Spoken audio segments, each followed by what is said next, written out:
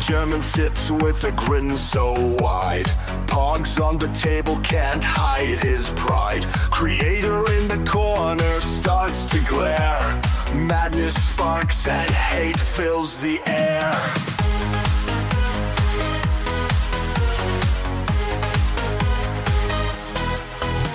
Stack 'em high, a tower of luck.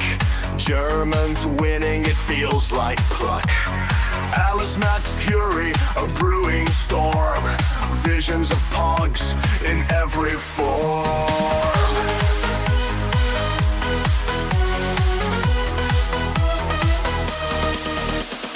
Pogs are spinning, tables turning. Alice Matt's eyes with fierce fire burning. Germans' laughter echoes loud in a world that's pog-bound proud.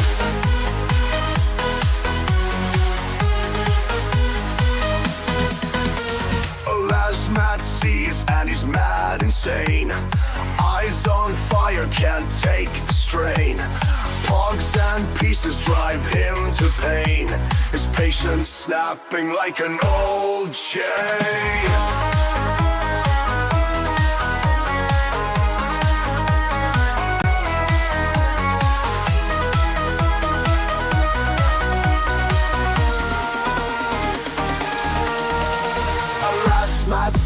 And he's mad insane. Eyes on fire, can't take the strain. Pogs and pieces drive him to pain. His patience snapping like an old chain.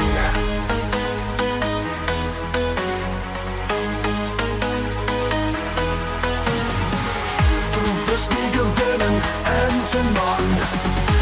Das nie gewinnen, enden Mann. Alas, mud fumes can't take no more. Pogs and slammers hit the floor. It's not about the game you see. It's about what fun could be.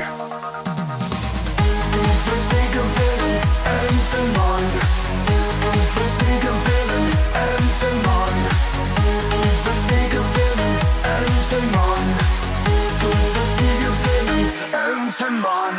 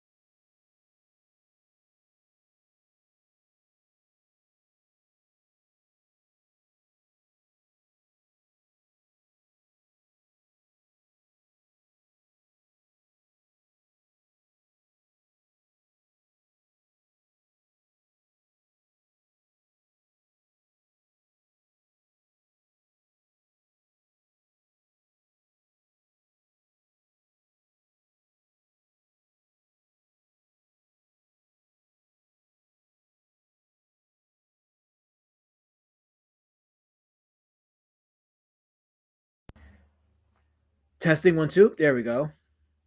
There we go. I got it. I got it. I don't know why this testing 1 2. Okay, I think I'm muted now. There we go. I'm here. Now I can see that I got the let me see. Yeah, there we go. Okay, see, good. All right. I didn't say much. All I said was Predator 7 gets it. He understood that song says Aunt Jemima clearly. The rest of you, for some reason, aren't figuring it out, and you're not getting it. This is why the Communitah is ruptured, because he figured it out. If Predator 7 figured out that Pogger song says Aunt Jemima, and the rest of you aren't getting it, this Communitah is not going to heal. It's done. And that comment that I highlighted about KSSS. Congrats, KSS. You win. You win. You win.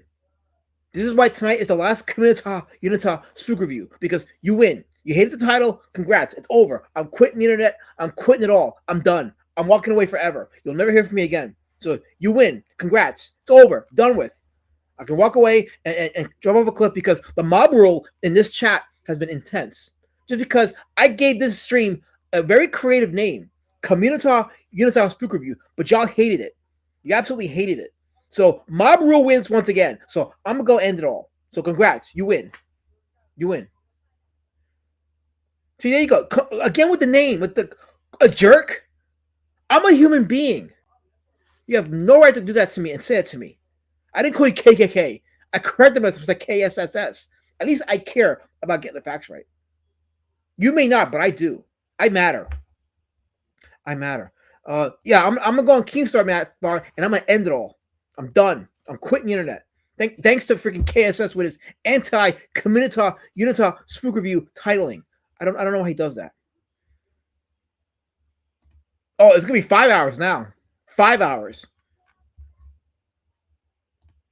Y'all should have been nicer to me. I was colorful and diverse, but y'all should have been nicer to me. So, goodbye. You guys want to go get some DESSERT? Yeah, dude, I need me a TREAT. What you guys talking about? Yeah, why did you guys just spell dessert? No, shut up! Don't say it. Why? Oh god, how do we tell you this? Simon can't spell. What? He can't spell, so when we talk about something he wants, we spell it out loud so he doesn't get too excited. He's a grown man. He can't handle hearing the word treat? Treat? No treat. Treat? No treat. Treat? No treat. Oh. Okay, what is happening? We told you he gets excited when he hears the word TREAT. What you talking about? Taxes. Oh, shucks. What, so you guys just treat him like a toddler? Treat? No treat. Treat? No treat. Treat? No treat. Oh. Dude, you gotta spell if you're talking about FOOD. Okay, so are we getting an SNACK? Snack? Oh, come on, Oh, man. dude, really? Oh, come on, I spelled it. Well, he knows how to spell snack. So he can spell snack, but he can't spell treat? Treat? No treat. Treat? No treat. Treat? No treat. God damn it! Okay, he's getting fussy. It's time for an NAP. Yeah. What does NAP spell? Party.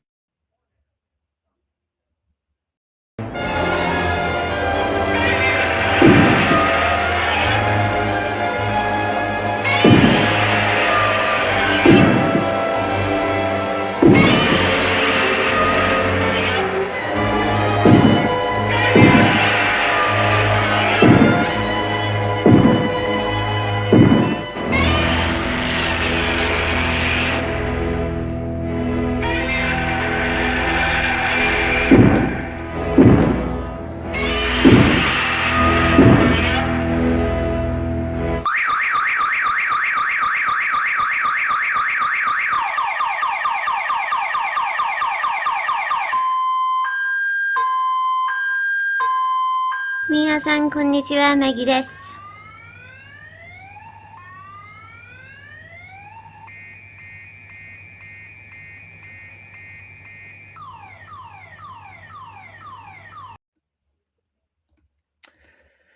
So, Lady Shadowban, how you doing, Lady Shadowban? Yeah, this is a dark day for all of us. So we're gonna have to come to a resolution tonight. Dark says, in my headcanon, Simon was a stand-in for of course, yeah. Dark is mad because I dare question his authority on trying to contact human resources on me. Because it's right, you can't weaponize you HR Army, because I'll call it out. But you know what else I'll call out also is the link to Be Citizen World Warrior Drake. By the way, tomorrow I may actually have a proof copy of the graphic novel to show you guys. I'm looking forward to that. When that happens, Lady Shadowban Love, I see you there. There we go. So I don't know what that emoji is, but I'm there. I'm here for it. I think I am. Elizabeth is Spanish. It translates to jerk. Fuck you! Fuck you!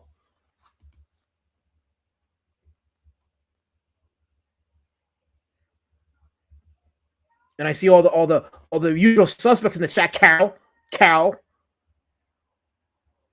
No, HR approved nothing. It approved nothing. It's nothing. I guarantee it's all forgery.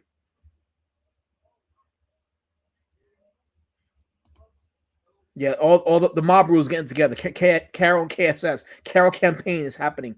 Of course, absolutely. The emoji is for the name of the stream. We're gonna come to a resolution tonight. This is not going to continue on any further. The civil war over the title of the stream is going to end today. We're going to resolution. It's going to happen. I am not a no. This is not. Wait, I convinced you all. I didn't convince you all nothing. Don't put that on me. Don't put that on me. Although that puts me in good company with Randy Savage, so I'll take it. I'll accept it. I'll accept it. Here's Helmut. He fell asleep. Now he's here. Everyone is gay besides. I sent you to Helmut if you want to come and talk about it, about this movie, Demoni, 1985, aka Demons, from 1985. It's a fun movie. I am a Spanch. I'm absolutely a Spanch. I thought that was made clear. I thought it was. Yes, I'm very much Spanchy. Oh yeah, I can't play that because then I will get. Although I wish I could play that clip. That's the talking fish scene from the Miracle Fighters, an old Shaw Brothers movie. But I'll play this. See King Kong battle the Kong of Steel. Challenge a copter squadron. Defy an army of tanks. Fight primordial monsters. An all-new adventure. King Kong escapes. Thrilling in Technicolor. That is actually a very superior King Kong movie, from Toho Productions and co-production with RKO. No, not RKO. Rankin Bass.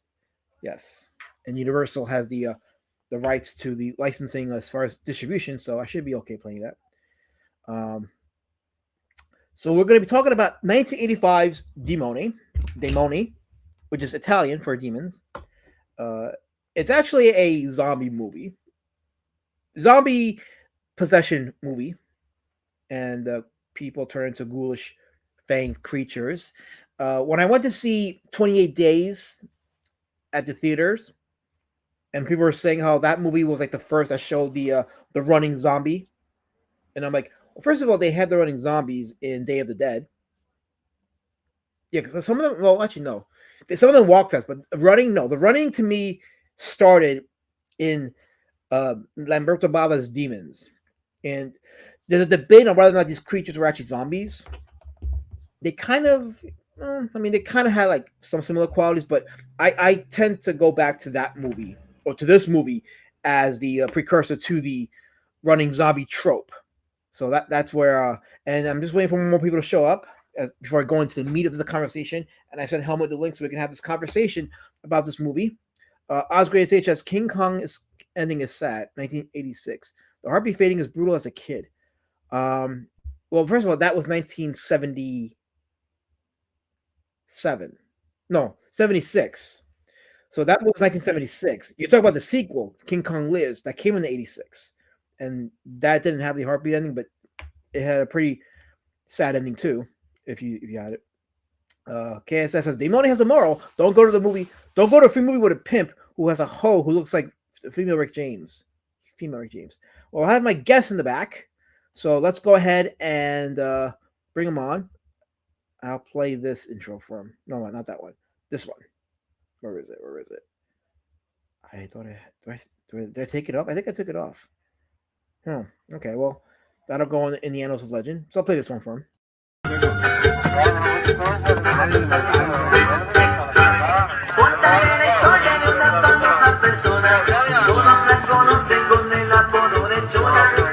¡A 40!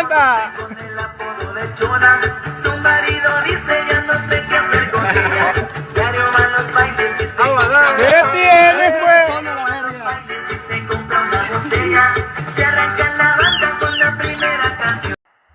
Welcome to the last Unitah Spook review, Helmut. Ay, ay, ay! Si, senor. Good evening. Guten Tag. What's up? I fell asleep. Sorry. Have I missed something? Well, we just started the video, so you didn't really miss anything.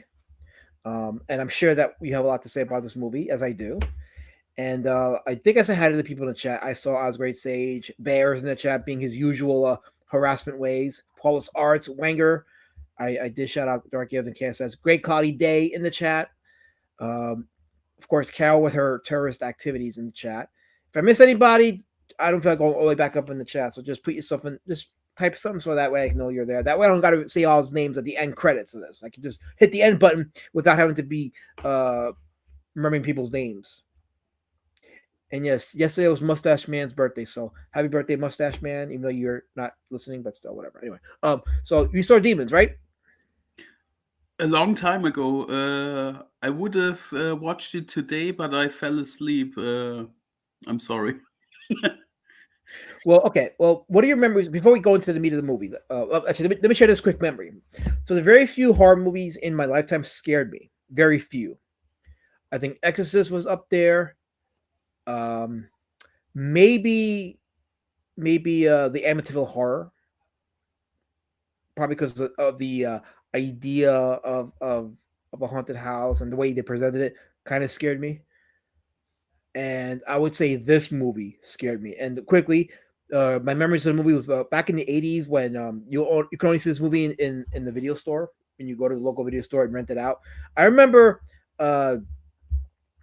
my sisters would rent a lot of movies, right? And sometimes I'd be in the room with them watching a movie. They wouldn't even think about it until I do or react to something, and they will say, "Go to your room, Al. Go to your room." So there was a scene in this movie where one of the patrons gets infected, right? And she jumps behind one of the guys, one of her victims, and splits his neck open. And that stood with me all those years as a kid. Like it just stayed in my head.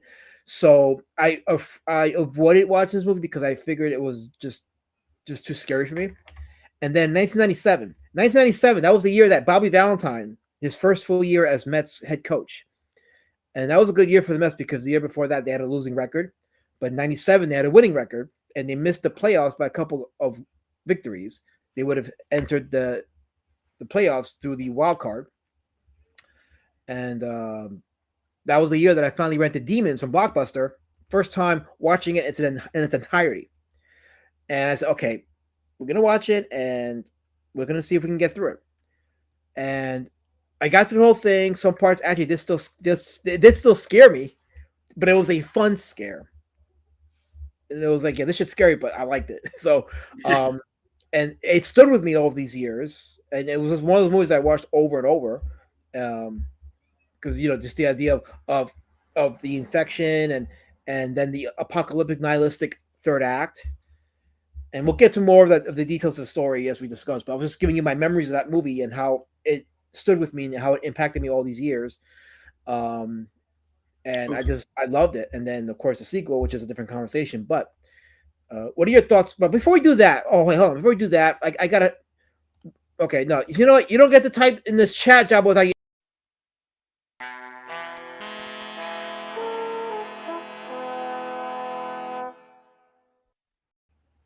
There, you happy now? I'm glad I scare you. Block me. Turn off YouTube. Go take a walk.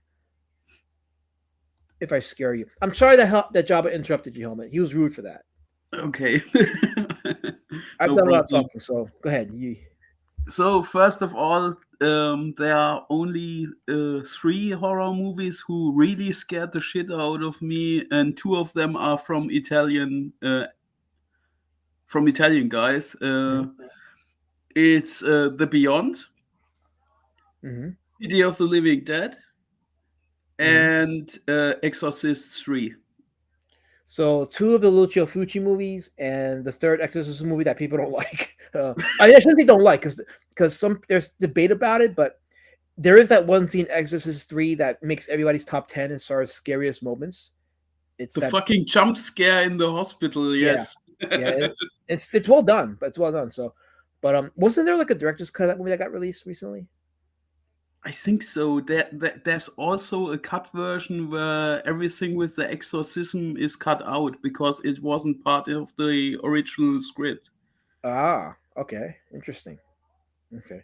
Cass has mentioned something interesting, and this is something that's consistent with the Demons franchise. He says, Demoni 2 was released as Demoni in many European countries, So that leads to the question: on a scale of 1 to 10, how big of a jerk is? Fuck you! Fuck you! I was trying to be legit, kids. I was trying to have you in the conversation. I'm like, fuck you! He's jerk these nuts. How about that? He's not entirely wrong, Les man. So, Demoni 2 was Demoni 1 in Europe. And it also had an alternative title. It was called Dance of the Demons, I think. Part 2? The German name was Tanz der Dämonen, which means Dance of the Demons. Okay. There were many iterations of this movie because there are many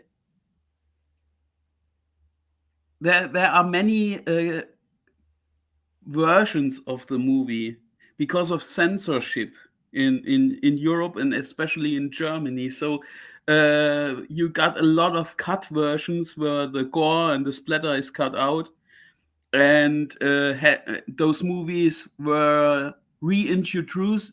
Reintroduced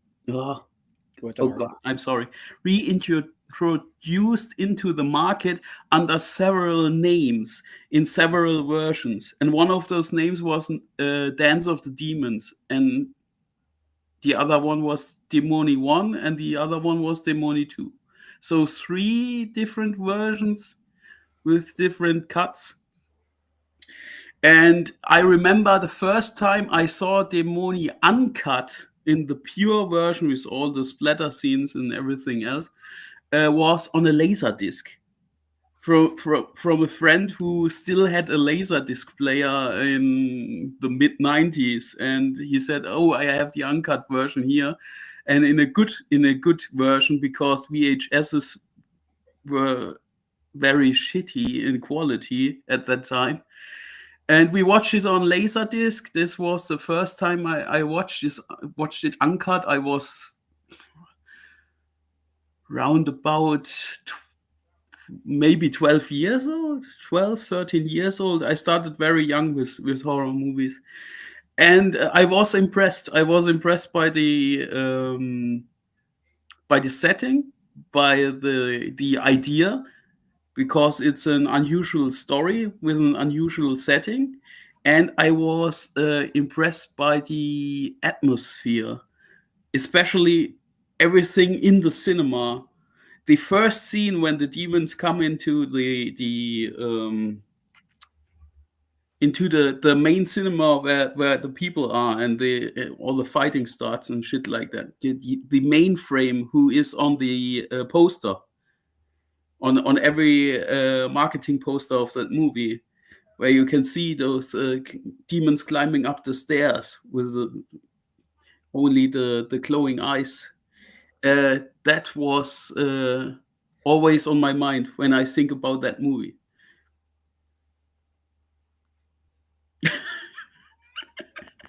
Fuck you, Jabba. He's trying to make a point and you keep cutting him off. Anyway, Helmut, to attest to your point, no, don't tell me to chill out. This is my stream. Chill out these nuts, Jabba. Chill them out. Anyway, I was trying to say that to attest to your point, actually, a couple of points. Number one, regarding the title changes for this movie, it actually gets even weirder with the sequels because there has not been an official Demons 3, but there's been a lot of movies named Demons 3 in the overseas market. Like, for example, we talked about it in the last stream. Michel Suave's The Church, La Casa, was released as Demons 3 in some places around the globe. And there was another movie called The Ogre, which is directed by Lamberto Bava, The Ogre. That was released as Demons 3 in some other places too. So yeah, I think it was because of the success of the first 2 movies, because they made good money, especially in Europe.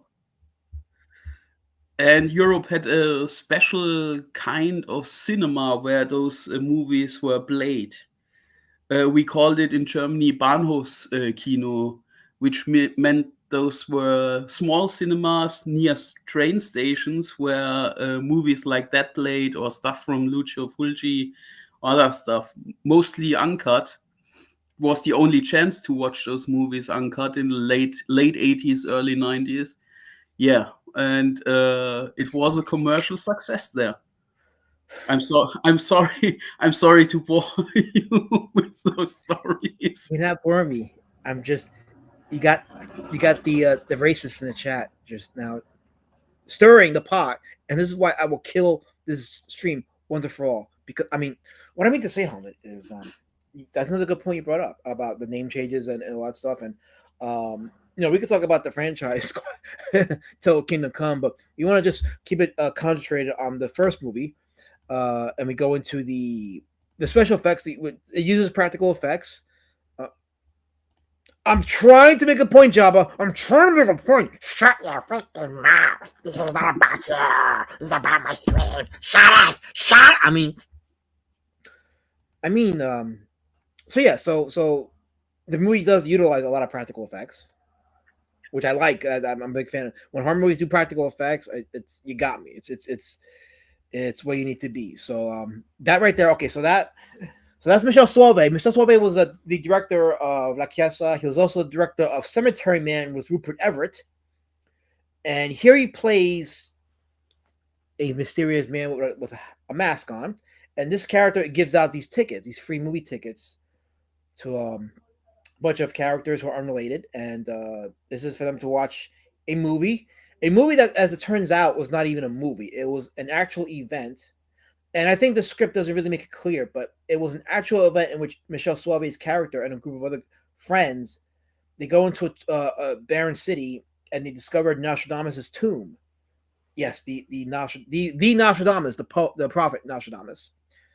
And they discover a mask there. That's that silver mask. And a prophecy by Nostradamus, which is, I don't know if it's an actual prophecy. For those of you who are Nostradamus fans, I don't know if this is an actual prophecy. You guys let me know. But it's a prophecy of they will make their cities your tombs. And something. I don't know. I forgot the actual term. But so Michel Soleil puts the mask on, right? And his friend's like, don't do that. And then he gets cut with the mask. And then in that movie that they're watching, he becomes this murderous creature, zombie-like, and then he kills all his friends. So the people in the theater are watching this, and early in the movie, like one of the characters who was like this black female pimp, who is actually a model in Germany at the time. She was a pretty, not well known, but she was fairly known in Germany. She did a movie called Rats. The Riffs 3, the Rats from the Bronx. Yes, Rats from the Bronx. Yes, and it's about that's a weird movie, but we'll talk about it some other time. But she had done a couple of like genre movies, and you mean Greta Giancarlo, the actress?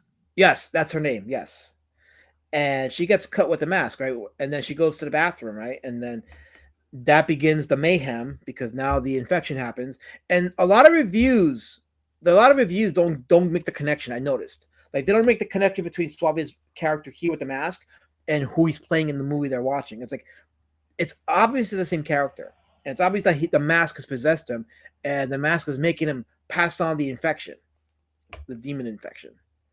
But none of the reviews have ever made that connection. I'm kind of surprised by that. And yeah, this is her putting the mask on early on, because the mask is displayed as a prop, but it's really not. It's what starts the demon infection, and yeah, that's one of the practicals right there. That's actually a demon that comes out of one of the characters who was infected, and it's a nice little sequence where it comes out from behind the character's back, just penetrates right out of it, and it's gruesome, but it's very well made and well done. There's a lot of practicals. If you're a fan of gore, there's quite a bit of it in this movie. So, but yeah, Helmet talks about the atmosphere. It takes place in the movie theater, so it's very claustrophobic, and that adds to the tension and the fear of like being stuck in with these like ravenous creatures that are just like fast and nails and fangs and what have you. So and I think that's part of what made me afraid as I was watching it. When I watched it when I was young, was these masked creatures in a closed setting, So this mask is slightly disturbing. Yeah, the half mask. Yeah, it is. It is a pretty disturbing image, and it works well within the confines of the movie. No would not, Bear. No would not. I have a pretty face, Bear. You know what? You're not my fan. You're never my fan. You're an enemy. I'm gonna treat you like an enemy. I'm trying to talk good about this review. There's my ninja Risey. So just want to say before bed, love you, Alamat. Yeah, Risey. Love you, Risey, my ninja. So, and then I go from a good guy Risey to a bad guy JD Kirby, who he tried yesterday with a night letter. Again, I wake up to a night letter by this guy. Wrong movie, JD Kirby. Wrong movie. Go drink some beer.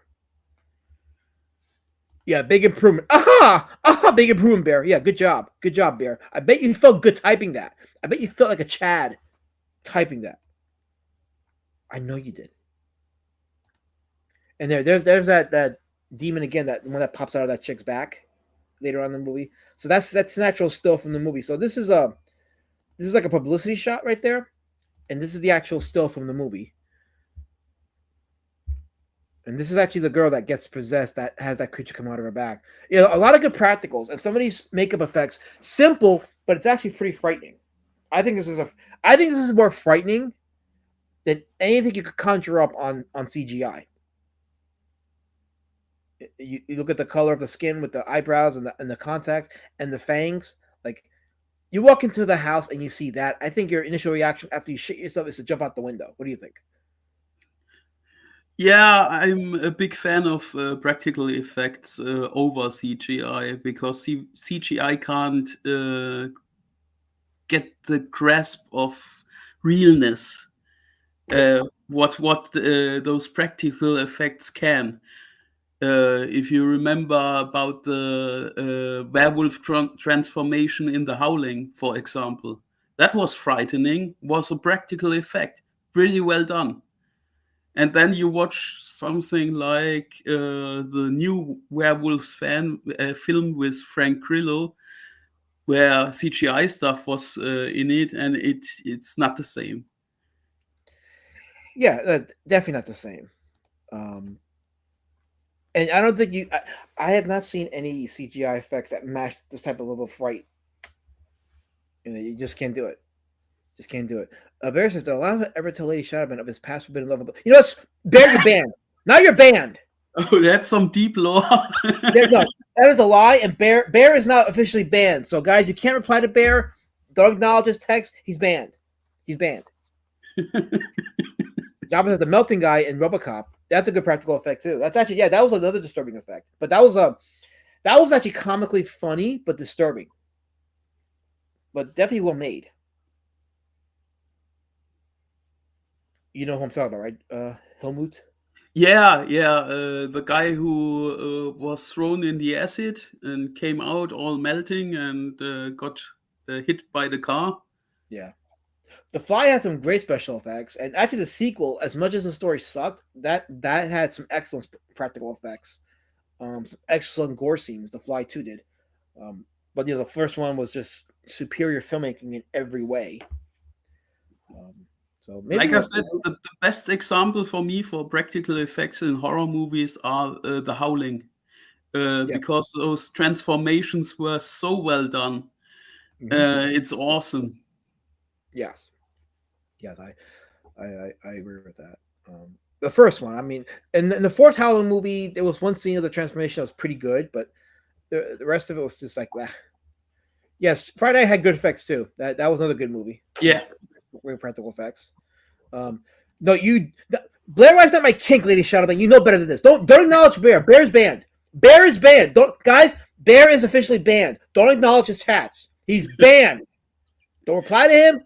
Don't even type what he's saying. He's banned. The Fly is gross. Well, if you're not into body horror, yeah, it can be pretty gross. But I like those gross practical effects. And a recent movie that came out called The Substance with Demi Moore is also pretty good. Very good practical effects, good gore, good story. So,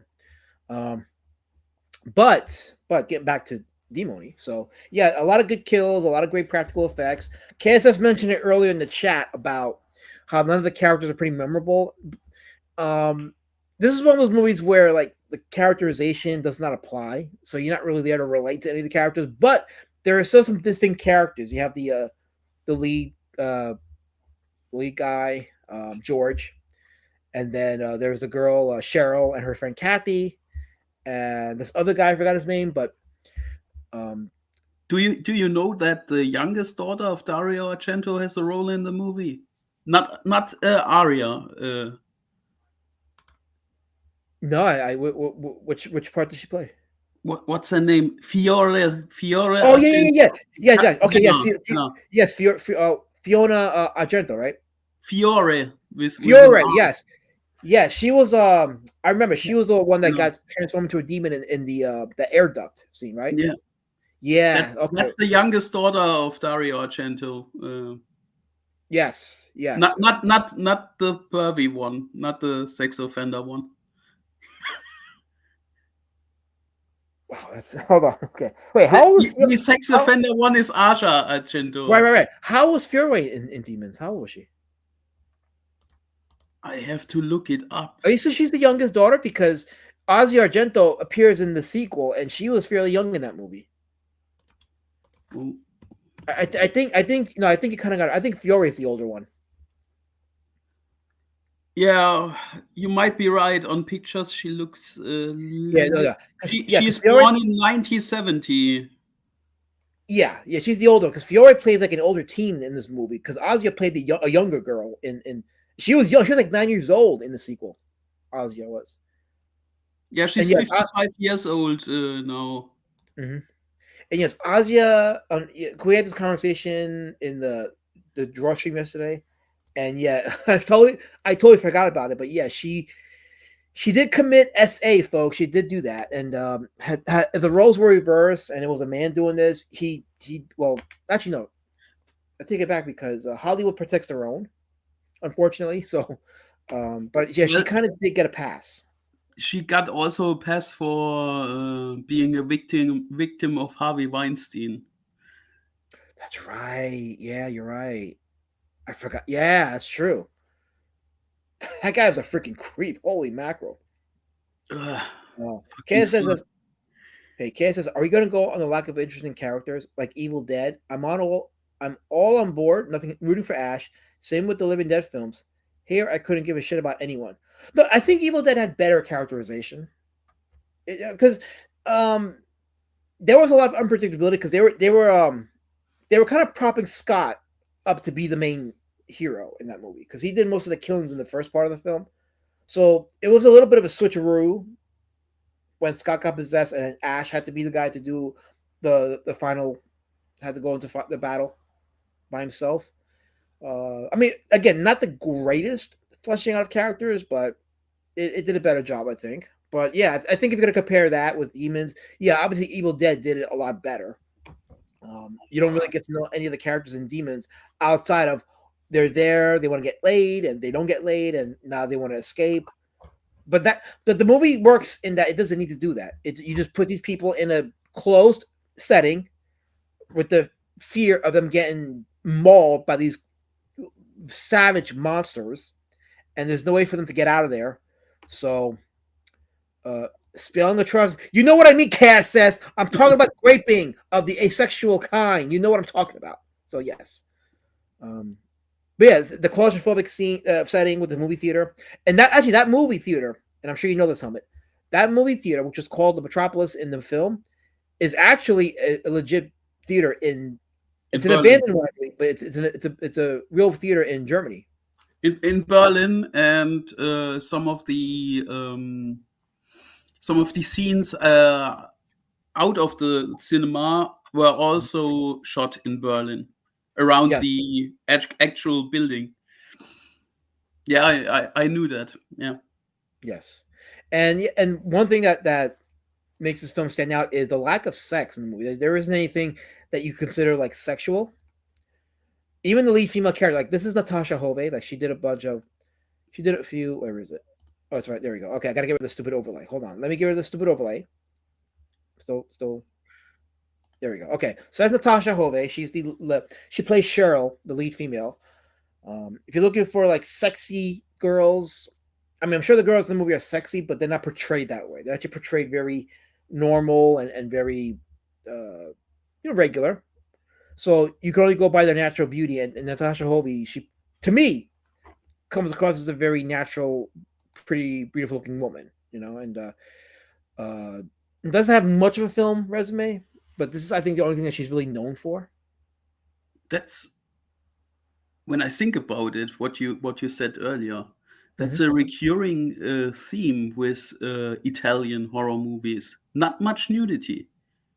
It's implied in some movies, sexual motives, stuff like that. In those giallo movies, a lot. But you won't see any nudity in Lucio Fulci movies. You won't see any nudity or less nudity than American horror movies in Dario Argento movies. And in that movie wasn't really there, even though there were some hookers in the movie. Yes, KSS even brings that up about the pimp and his hose. And that pimp was played by Bobby. The guy's name was Bobby Jones, I think it is. Let me see. Let me get his actual name. It's Bobby Rhodes. His name is Bobby Rhodes, and he's done a few Italian horror films. So he's pretty famous in Italy, and he's actually a pretty good actor. And his character, I think, is really the only real sympathetic character in the movie. He's the only one that you really relate to because he's actually the only one that's really fleshed out. Because he goes from being like this like pimp guy, and you're thinking he's all like degenerate and just like scummy. But then he does like a lot of the kills, and you're like, oh, he's a little bit of a badass at some points. He kind of yeah, he's a little bit like what's his name in From Dusk Till Dawn, the black guy, Fred Williamson, yes. Yes, exactly. And funny enough, Fred Williamson was in a lot of Italian movies, especially Mad Max-like movies. Yes. He's been very prolific. KSS is asking about the music, and I mentioned last week that this movie had a pretty kick-ass soundtrack. You have Billy Idol's White Wedding in the movie. You have Motley Crue, Save Our Souls. Claudio Simonetti, who was part of Goblin, he contributed 3 songs to the movie, and I love his music in the movie. If you're a fan of Goblin, was a well-known, for those that don't know Italian cinema, Goblin was a rock group that contributed a lot of music scores in Dario Argento's movies, like Suspiria, for example. And when Lamberto Bava was doing Demons, he had 2 people from Goblin. He had one was Claudio Simonetti, who did Demons 1, and the other one was Simon Boswell for Demons 2. And very weird music, but it fits well with the setting, and it's just memorable. But there was also Rick Springfield. He contributed a song. Go West was also in here. So a lot of the 80s music in this movie. It's very 80s, but I think it adds to the charm of it. It really just it's just the audio is pleasant when we're talking about the music in the movie. So yeah, it has a lot of parallels to Return of the Living Dead.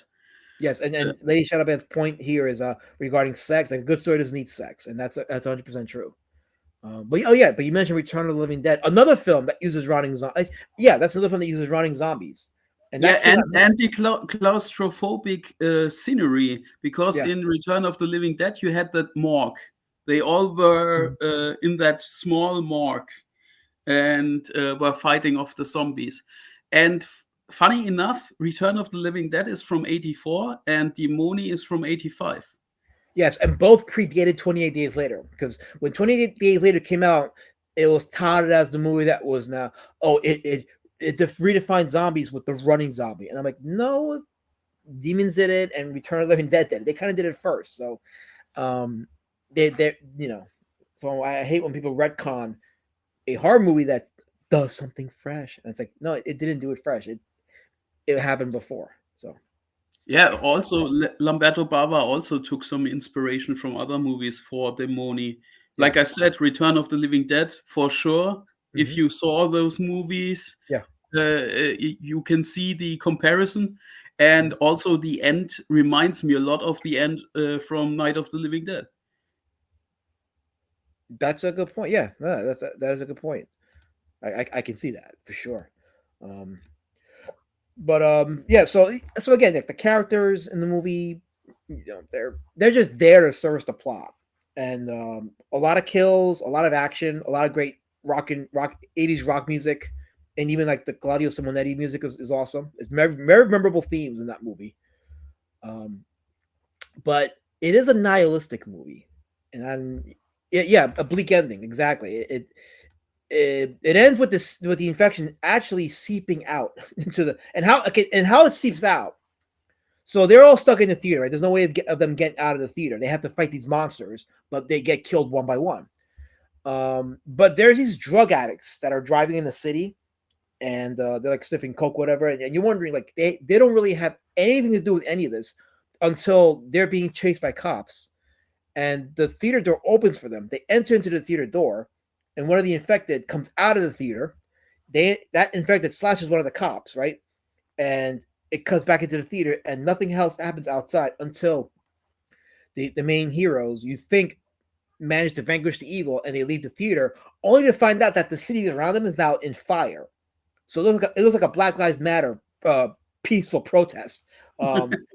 And they're seeing that all these people are killed off, and the ones that are remaining are infected demons.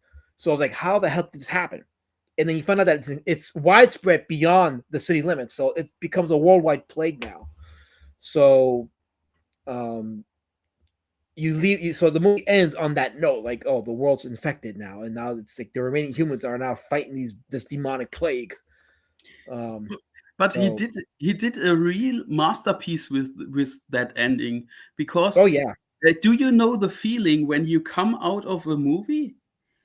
You are in a cinema, you watch a movie, you are in a different world, you are focused on the movie is over, you come out, you step out on the street, and it's a bizarre feeling. It is. Yeah, it absolutely is. And that's it. You're interesting point about that. It really does play off the movie theater trope. So it adds the effectiveness of that movie.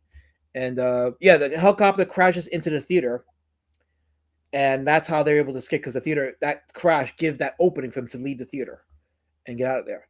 Have I seen Children Shouldn't Play with Dead Things yet? I haven't seen it yet. I know I have that movie saved somewhere, so I haven't seen it, but I saw clips of it, and I'm like, yeah, I gotta watch that because it looks interesting. It's funny because it's rated PG, but then PG in the 70s is not the same as it is today. PG today is like a G rating. PG in the 70s is closer to an R, and an R rating was like a hard style movie. So at some point, I probably will watch it, but yeah, I definitely know about that movie. We have Edwin the Ace Acevedo in the chat. What's going on, Ace? Welcome. Glad to see you here. Tom Atkins would have made Demons great. Oh, I mean, Bobby Rhodes was as close to a Tom Atkins character in that movie, and I think killing him off was like not a great idea, because I think he actually could have been the main hero, and that movie would have been next level.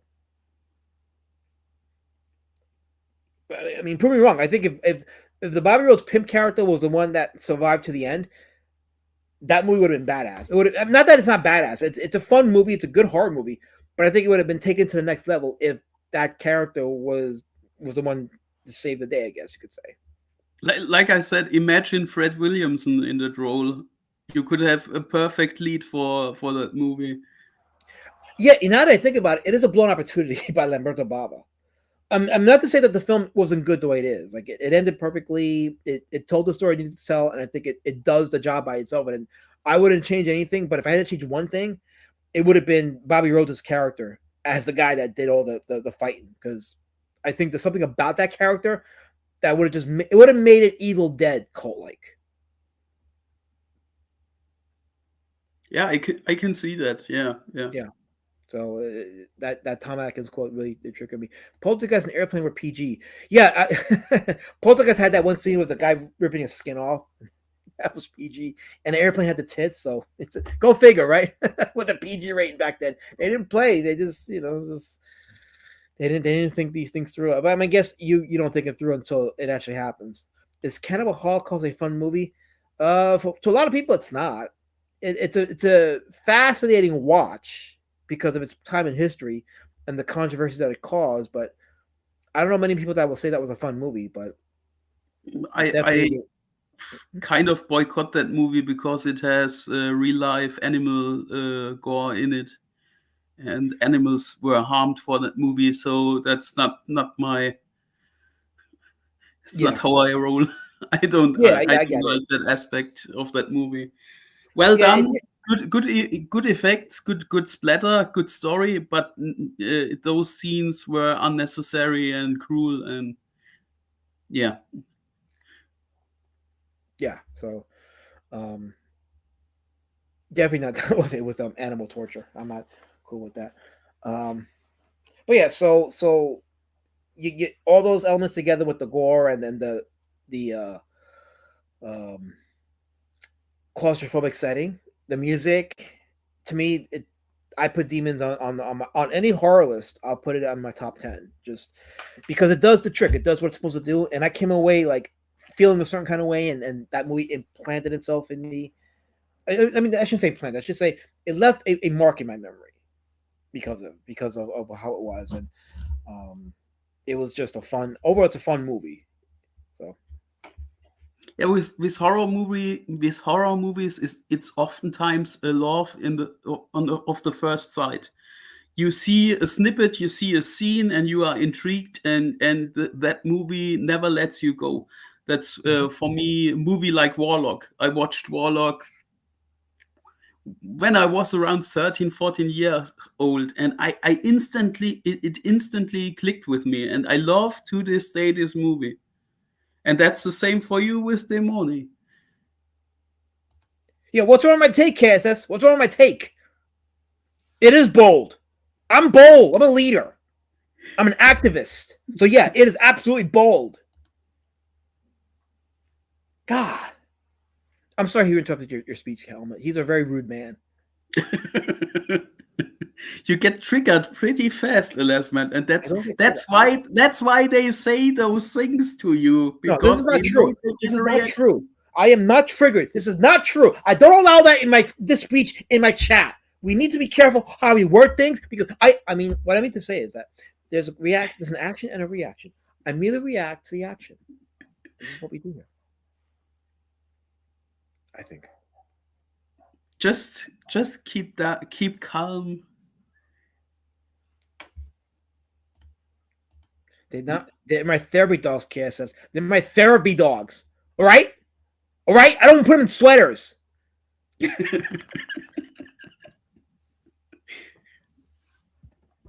this close to getting banned, Cass says. You're this close.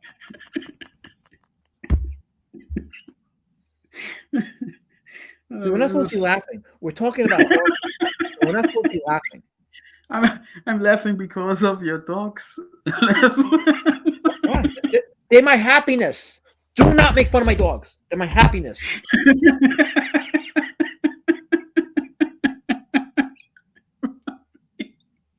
Oh God. Okay, your dogs are your happiness. I respect that.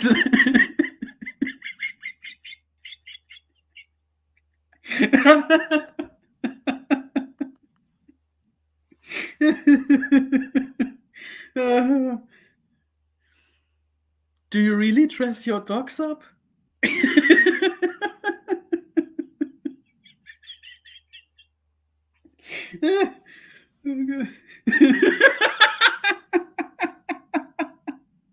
Oh God.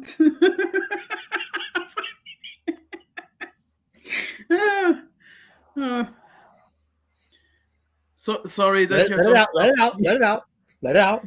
No, I'm done. I think I'm done.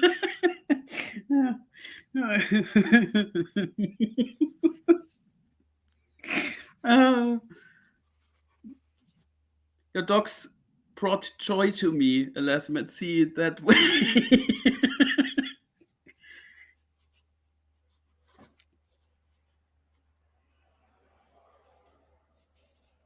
I hope you guys are happy. You derailed the stream. I lost him now. I'm sorry if I hurt your feelings. Oh no, I can't be hurt. I can't be hurt.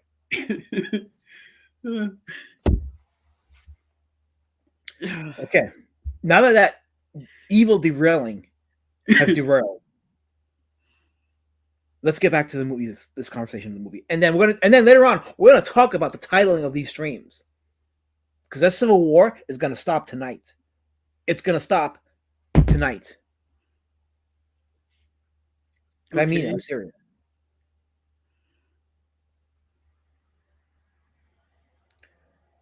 So, but yes, I definitely recommend this movie, and we probably should maybe talk a little about the sequel, Demons 2. Oh, the one in the skyscraper. Yeah. Yes, one in the skyscraper. Another a skyscraper that has a security system that keeps them all locked inside. So, and some of the same actors from the first movie are in the second movie, and it's a sequel in that it does reference the play taking over the world from the first movie in the ending, but that's as far as the connection goes. Everything else is like a standalone, and all the same actors playing different characters. Most of the same actors. There's still some that don't come back, but it has the same, almost the same story in a different setting. Yes, and again, great practical effects. But I will say that the characters in Demons 2 were far worse, or far worse written than the first movie. And because they act all around pretty stupid in the second movie. Yes, they do. They absolutely do it. And some things that can kind of make sense in the first movie in the confines of the story don't make sense in the second one. Like, for example, there's a scene where Ozzy Argento's character, she sees her parents getting slaughtered by these demons, and she's in the car crying, and the demons come and surround her in the car, right? They're tapping at the car, and you're thinking, okay, these are creatures that are bloodthirsty, and they don't give a fuck. They want to, they're looking for blood, right? And there's nothing in that scene or in the movie that would suggest that these things would just spare kids, but for some reason they spare her, and it's like, that makes no sense. Like, it's things like that that just make it completely dumb. The writing in that movie was bad. Like you want to see the writing in Demons 1, some things happen that are silly, but it works within the confines of the story. Here it's like, it makes no sense. Why would these demons just surround the car? They had this kid in the car, and it's like all of a sudden now they're thinking mercifully. It makes no sense at all. Yeah, and the second one has some very slapsticky scenes, almost goofy. Yeah, and not in the Return of the Living Dead sense that it's kind of funny and intended, but it's unintentional goofiness. Yes, yeah. You're talking about some of the scenes in the gym when they're fighting them off with the when they gather together, and then they form their own militia, and they're fighting them off with like weights and all this other stuff. I can kind of. That's almost Toxic Avenger in the gym level goofiness. yeah. Kansas wants to ask you about the video nasty scene in the UK. So, did they follow the same as not the UK, in Germany? Did they follow the same Nazis list in the UK that they did in Germany, or vice versa? I mean, I should say. Yeah, not exactly. We had a government-funded like an NGO, but not an NGO. It's called Freiwillige Selbstkontrolle. It consisted of people of the Catholic Church and politicians and such like that, and they determined which movie was suitable for what kind of age. So we had FSK, which means Freiwillige Selbstkontrolle, FSK 0, which means the movie is suitable for everyone, FSK 6 for children 6 and over 6, 12, 16, and 18. Right.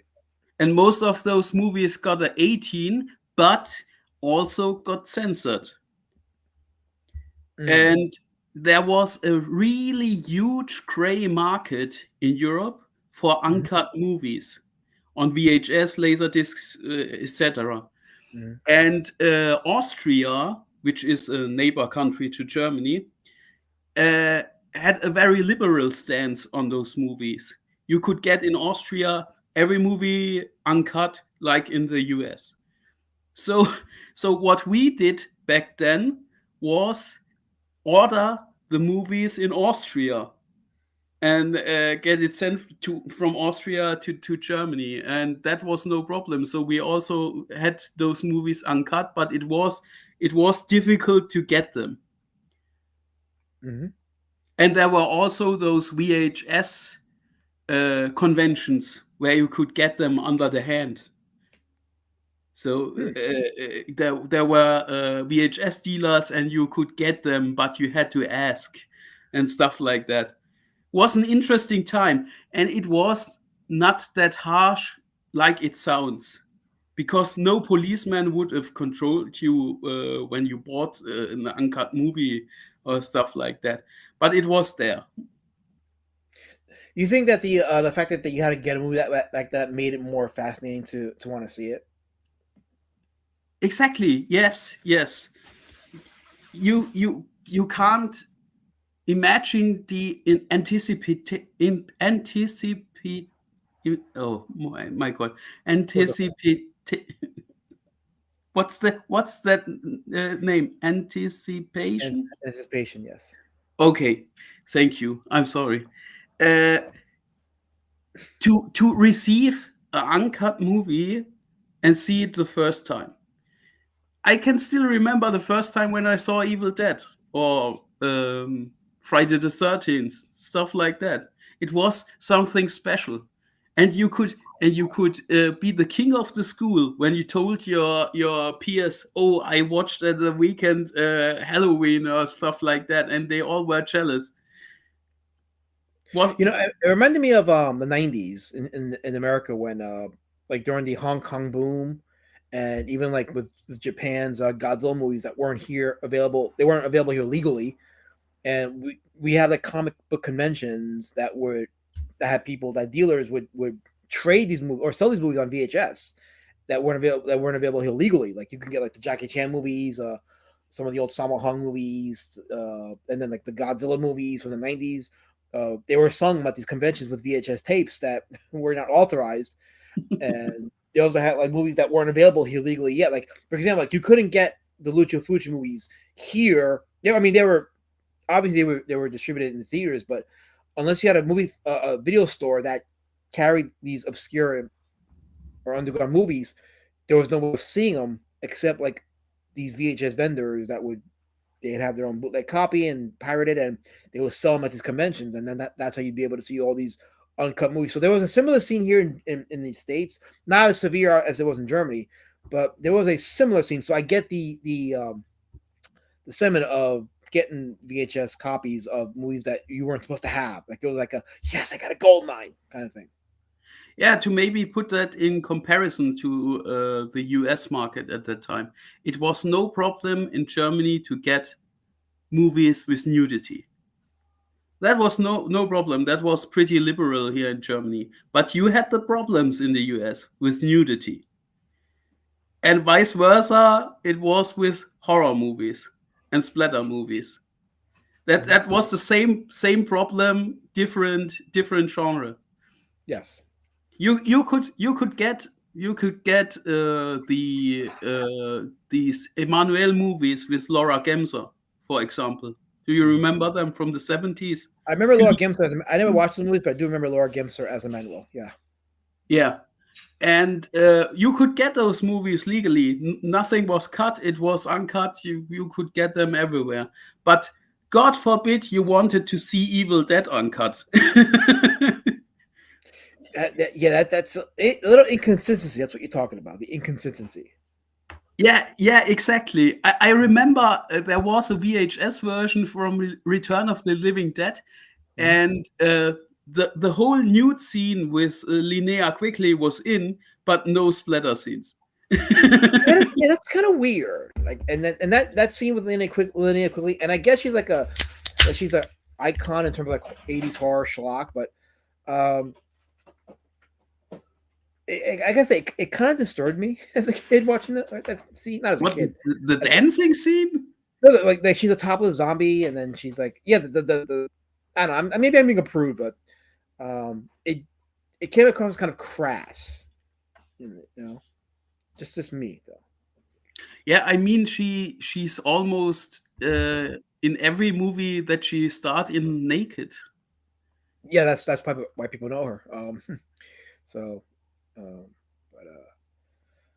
yeah, it's actually one day I do want to do a stream on the video nasties and go over the list of. Actually, that wouldn't be a bad idea. Like go over the list of the video nasties. Something down the road that I'll do because some of those movies on that list weren't even that bad. Like I think I have to go look it over, but there was like one of Paul Nashi's movies. One of his Paul Nashi was a Spanish actor. He did these series of werewolf films where he played a character called Count Voldemort. Yes, Count Voldemort. Was it Voldemort? Yeah, right? Voldemort. It was Paul Nashi. Yes. Yes, and one of those movies that he did was put on the video nasties.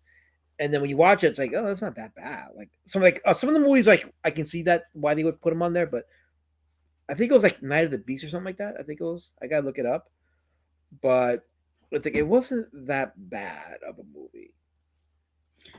But yeah, it's a fascinating list to go over one day.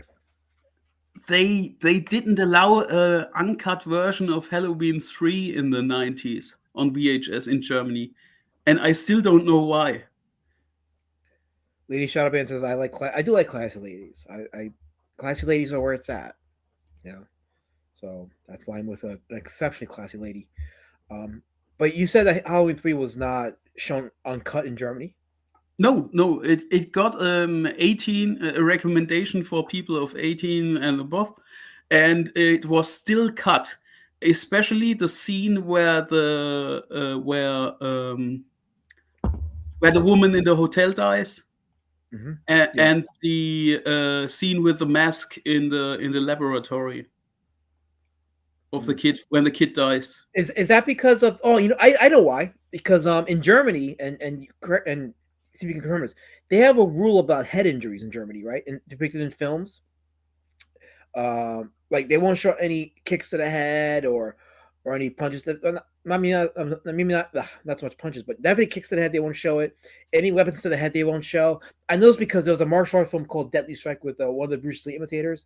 His name was Bruce Lee, and there's a whole scene that was cut out in the German cut where he's using a nunchuck. And nunchucks, for some reason, they don't show that in Germany. But there's a scene where he hits one of the villains in the head with a nunchuck, and I remember reading about how they don't show actual hits to the head in German films for some reason. So do you know anything about that? I can see that because the martial arts movie Story of Ricky was forbidden in Germany. And I remember that there were several head punches in that movie, and it could have been why that movie was forbidden in Germany. Yeah. It's interesting. It's fascinating when you go to each country's list of things they'll censor a movie over, and very few movies have actually been censored all over the globe. I think very few have managed that, and that's a conversation for another day. But yeah, the German scene is a good indicator of how a lot of these horror films were treated, suppressed, whatever you want to call it. It's just a fascinating what their tolerance level is. I have an unpopular opinion about the whole censorship craze in the late 80s, early 90s in Germany. I think it was a good thing. It was a good thing for friends of the cinema, especially for horror movie friends, because you cherish the movies more when you got them finally in the uncut version, and you had something to talk about, and it was always a spectacle. Some guy in the school came around and said one day, "I have the uncut VHS of Evil Dead," and everybody was cheering, and we had a sleepover, and everybody was watching together, and that made my childhood and my early teens. Oh, dude, the 80s was special for that because like you could have like parties because the thing is this, kids today are spoiled by the streaming stuff. You can get anything at the touch of a button now. It's back in the 80s though. Like the only way you could watch something you wanted to watch was either if it came on TV on their time, or if you went to the video store. And then you got a movie like Evil Dead or even Demons that wouldn't show. Those movies would not get played on TV during those days, because they were too violent and they couldn't cut it out without it, butchering the story. So you would rarely see those movies on TV in the 80s. So you could only go to the video store, and when you did, it was an event. You get your friends together and say, hey, I got this movie from the video store, and yeah, you gather together and watch it, and it made those memories special. It made watching those movies special. Even the graininess, like back then they didn't restore movies, so there was no you weren't getting like a widescreen sharp copy of a movie. It was pan and scan, and it was grainy as shit, and it added to the charm of it. So those things are not they're not prevalent in today's culture, because you can make a movie and it gets directly transferred to the internet, and then you could just watch it at the touch of a button. So yeah, it was a special time, and I still remember my first VHS convention, going around, what it was like to talk to those people, to the vendors, and about obscure horror movies. Only a handful maybe saw back in the day. And that's still special when you can, if you can remember every movie you saw for the first time, and for the first time uncut. And children this day, they don't have that. I try to give that to my nephew and to my nieces. What did he say, Elasmin? He says, back in the 80s, when you missed an episode of your favorite show, and this is where he had me. You had to wait for summer reruns and hope they played the episode you missed. And I was relating to that, but then he says, it put hair in your chest. Well, not a Lasmetz.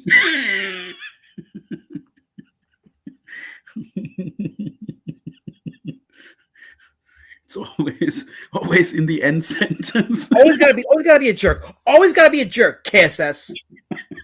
You're the jerk, not me. Helmet's telling the story, and you had to spoil it with his nonsense. And I was going to ask him a question, but now you ruined it. Oh, that's cool. KSS is very entertaining. No, he's not. This is abusive behavior. This divides the Communitah. That's how the Communitah cherishes you, through those harmless jokes. How is that cherishing me? How? I want to know how. Wait, they want me to turn on a light. Should I turn the light on? Do you guys want to see my face? Want to see more? Because I was told that the softer light was more pleasant for some of y'all, so that's why I didn't turn the light on. So, no, you are a jerk, Kevin. You're a big jerk. You're a horrific jerk. You're Carol Color's jerk. That's the kind of jerk you are. Joseph for Chester. Hey, I have a decent chest. That's all anyone needs to know.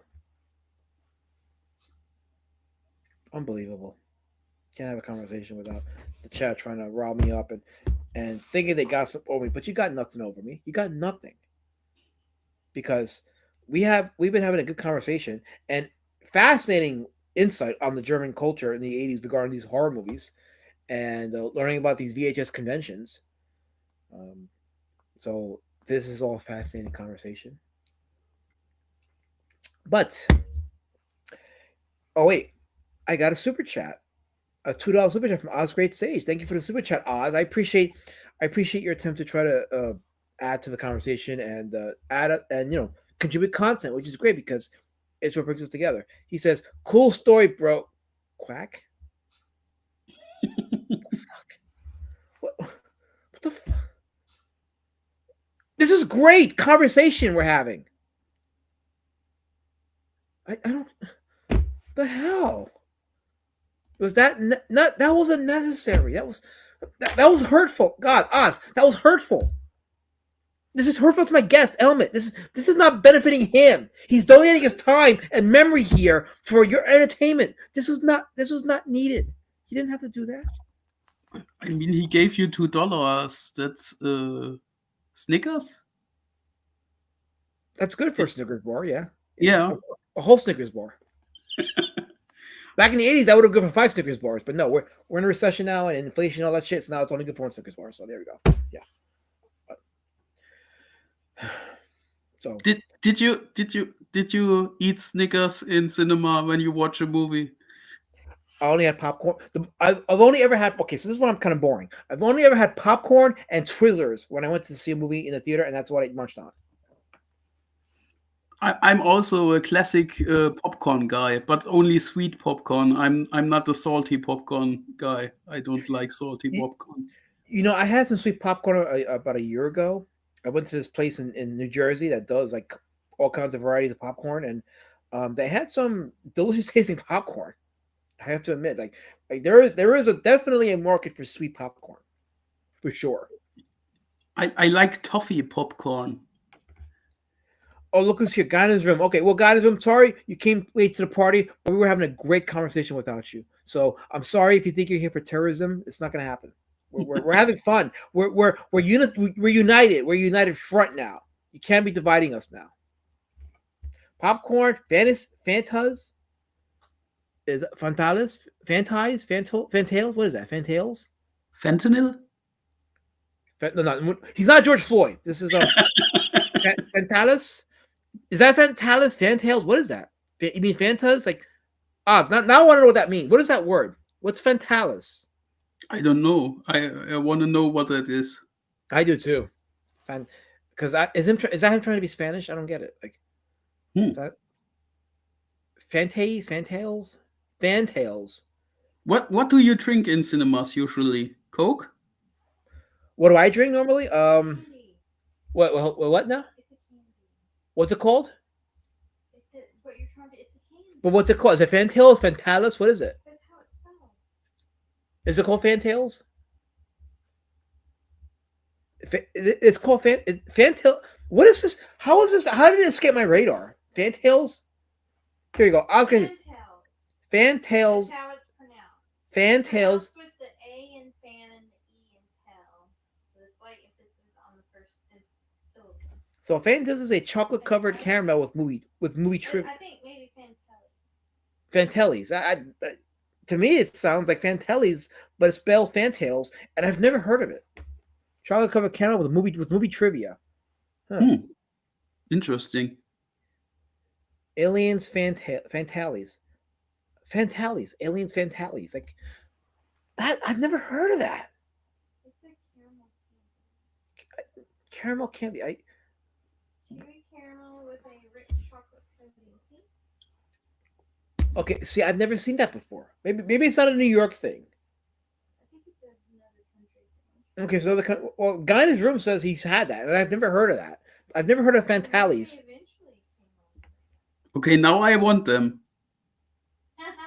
Well, if it's American, you may not want to. So yeah, it's not available in Germany, I am sure. For $175 on eBay. Wait, what now?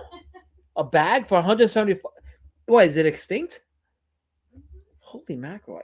I've never heard of this. Okay, this is a lot about when you were a little kid. Did you ever call the Freddy Krueger hotline and get a $50 phone bill from your parents too? Not Freddy Krueger, but I did call those horror hotlines, and yeah, my mom was pissed. She was pissed. She's like, I read the book. ¿Qué ordenaste esto? Translation. Alberta, why did you order that? I was like, Did you also call the WWF hotline? Or the no, but I called the He-Man hotline. It was the horror hotline and the He-Man hotline. I called those. I'm not gonna lie, the horror stuff was pretty fun because it was spooky. And you would listen to it tell the story in a scary voice. And it was fun. I listened as a kid. There was no streaming services back then. There was no way to watch your favorite stuff anytime you wanted to. So it could only happen when it would come on TV, right? So you get that commercial saying, "Hey, call this hotline, and you'll hear this ghoulish speaking person tell you a story." And you call it like late in the night, and it's fun. It's fun as hell because you're getting this story, and you're imagining it in your head. And sometimes I wonder if those are available online. I gotta find out if they are. that'd be an interesting deep dive to see if those stories are even available now because they're just audio recordings. So it's interesting because we don't had those hotlines, but back in the day when I watched as a kid WWF, they did the commercial for the WWF hotline, but it wasn't available in Germany.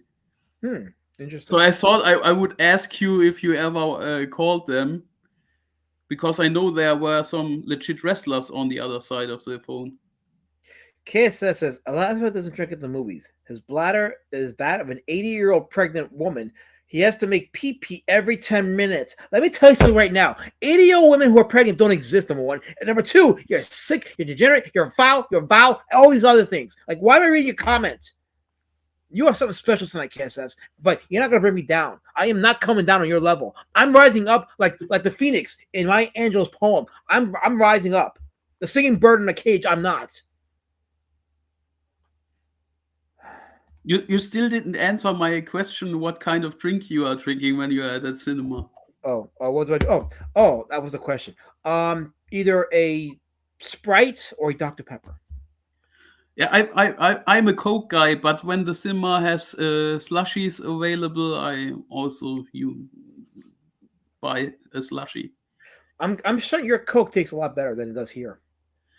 Yeah, because the EU has some very restrictive laws that prevents us from getting your cancer Coke. Yes, I agree with that. I'm for that reason I'm definitely curious to try your Coke. Yeah, our Coke has no corn syrup in it. It's all refined sugar, not the chemical stuff. Mexican Coke is good too. Yeah, I should get the Mexican Coke. How's the Unitah going? There's no Unitah here. It's all divided. There's no Unitah going here. Look, I got Old Dirty Fatty talking about he's funny. I've heard stories of some of the bigger cities had a few second-run theaters that would play some of those movies you guys are talking about. Yeah, that was there. It's far and few, but it was there. Far and few though. And some of us couldn't go on our own. We had to go with our parents' permission, and a lot of us had parents who were not spending money like that. So we had to go in our later years to these conventions and buy bootleg VHS tapes. It happens. So, but yeah, I want to try those Cokes one day. I guess you can't send that over a shipment. That wouldn't work out. So that I would send them, but I'm unsure about the safety and don't know. But maybe one day you will visit me with your lady. Yes. Okay, she's mentioning some ways to check it out. So, but Guyana's Room is this is why I have to ban him, because he makes these terroristic threats at me, and my life is precious. So Guyana's Room is not officially banned. So if you guys see him in the chat typing, don't acknowledge him, don't reply to him. The official decree is he's banned now. So you can't reply to him no more. He's banned. See, look, he's already announcing his intent. It's already there. So he's banned. So don't reply to him. Don't add him. He's banned. He's banned. So he doesn't exist. So there you go. I'm not making fun of you, but I felt like you were chucking your spear at me. I feel like you were invalidating my story, and you had your spear ready at me to show your dominance and your superiority over me, and that was hurtful to me, because I am a part of Communitah, and I'm giving you a perspective that will help unified and invariable body. But I felt undermined by you, and that's hurtful to me. And my friend was hurtful here too. So we have to be better at communicating our intent to each other, so that we can hold hands and be brothers in this fight against the culture war. So that's what I'm saying. So there you go. Did that make any sense what I said? Thank you. Okay, here we go. So obviously, it's the last one, a Dungeoneer now. Nennergate or my Dungeoneer. I might as well be. Why not? They might as well just lump me in with them, because you're running out of Emmanuel Goldstein. So why not? Why not? There, I don't know what that means, but I'm taking it personal. So please don't do that again, because you will be banned too. You'll join Guyana's Room and being banned. So please don't do that. So I'm just saying. Not holding hands, but respect Knuckles. Okay, we'll do that. I'll respect Knuckles. Sure, I'll do it. How many of our guys in the chat have already seen Demoni. What do you think? Okay, that's a good idea. So let's hear it in the chat. What do you guys in the chat if you've seen this movie? What are your thoughts? Let's hear some comments or some reviews if you have seen it. If you enjoyed it, if you didn't enjoy it, what you liked, what you didn't like, did it scare you? Let's hear from you guys. Let's see what you guys have to say. Funny, now that I see that I have seen the picture of Michele Soavi in the movie again, don't you think Michele Soavi looks a little bit like the Italian version of Matt Barr? Oh shit! Yeah, you're right. Holy crap, you're right. Wow. What a way to bring this in full circle. You're right. That does look like Matt Barr. Speaking of the devil, there you go. So yeah. So what did Matt Barr do in the 80s in Italy? He was spreading demon infections. There you go. Wow. Yeah, there's some likeness between those two. Yeah, I didn't catch it. Kaz says you need to behave. You seriously need to behave because you're undermining my IP. I don't like it. We're already at war with the title, and we're gonna settle this tonight. This civil war is gonna be settled tonight, one way or another. I'm not ending the stream until there's a reasonable conclusion to all this. I'm not attacking Matt Barr. Helmut just pointed something out, and I agreed with him. And I asked you guys in the chat, what are your thoughts on this movie? Let's hear it from you guys. Let's have a conversation about what you thought about this movie and where you stood with it. No, we're not talking about soda, Tim Olson. We're not talking soda. That conversation already left. That ship sailed. We're asking about the movie. KSS says, Demons is a movie I've seen probably 4 times, and while entertaining, I really wish there was a character I cared about. It's a fun watch, but not my favorite. Fair review. That's fair. Yeah. Yes.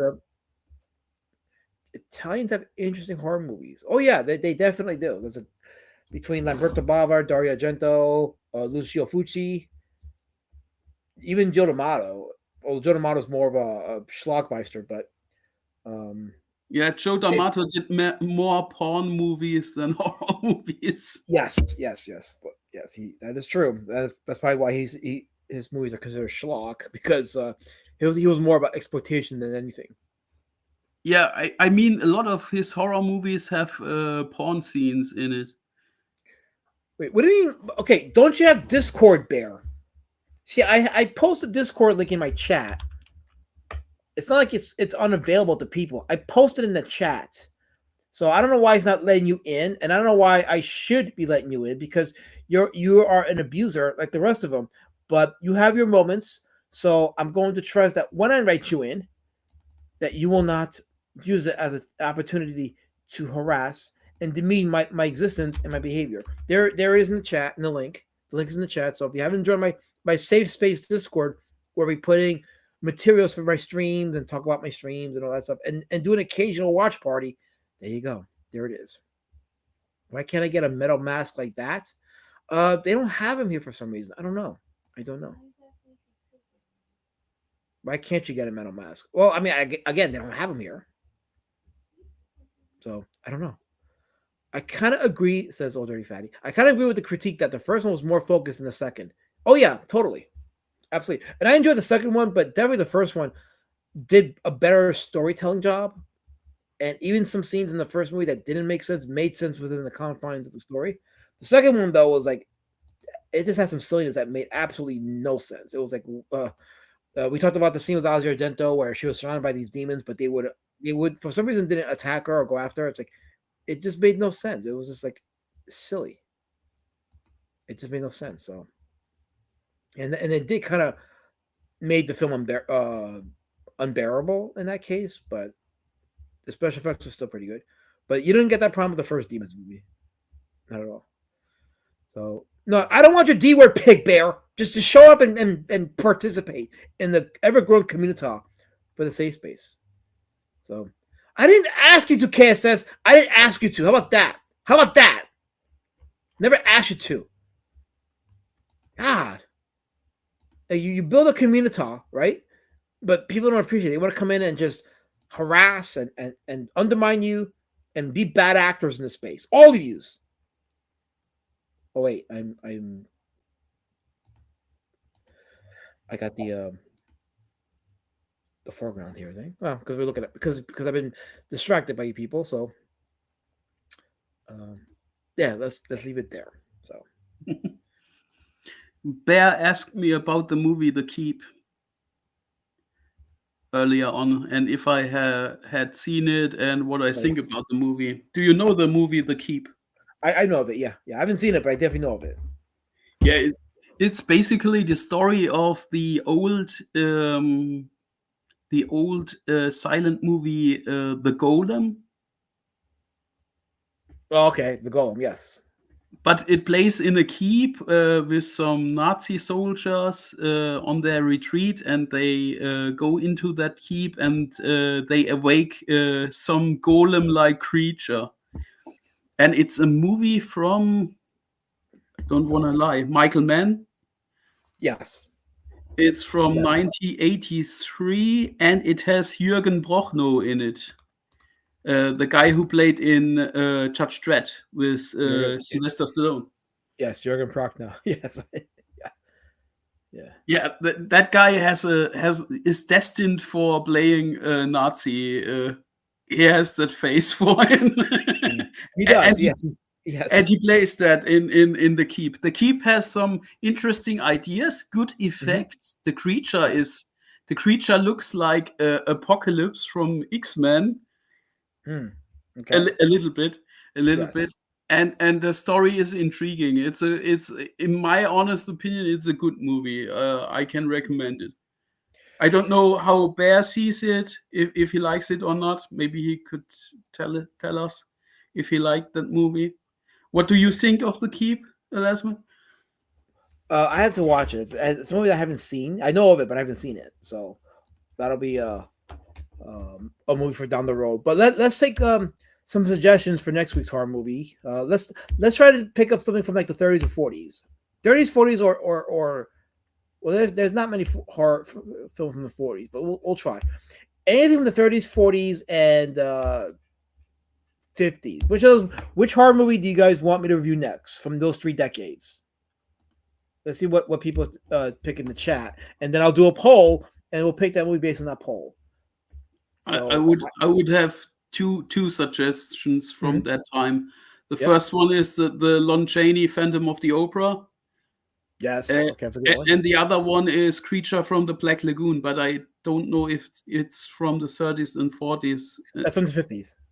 Oh, okay. I'm sorry. Yeah. We could, I said 30s, 40s, and 50s, so that counts.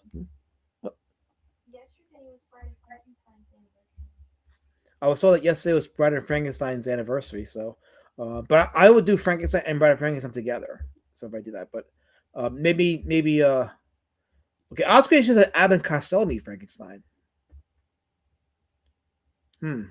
That's comedy, isn't it? It's comedy, but it's a horror movie too. It's a horror comedy. It's actually the first horror comedy. Yeah, those Abbott and Costello movies are widely unknown in Germany. Really? Yeah. I do know that Abbott and Costello meet Frankenstein was banned in a few countries. I do know that. So, but it is a good horror movie. It's a comedy, yes, but it's also an effective horror movie too. It's pretty well made. I have seen the Lon Chaney Phantom in almost every version available. I saw it in color. I saw it with dialogue. I saw it without. I saw it in black and white. I saw every version because I love that movie. Okay, so let's see. So, Phantom of the Opera, 1925. I guess we'll do a Frankenstein perspective of all the movies. So, Frankenstein, all the Universal, including Abbott and Costello meet Frankenstein. So we'll do that in one sitting. Creature from the Black Lagoon. Maybe also the Wolfman with Lon Chaney Jr. Wolfman with Lon Chaney. Okay.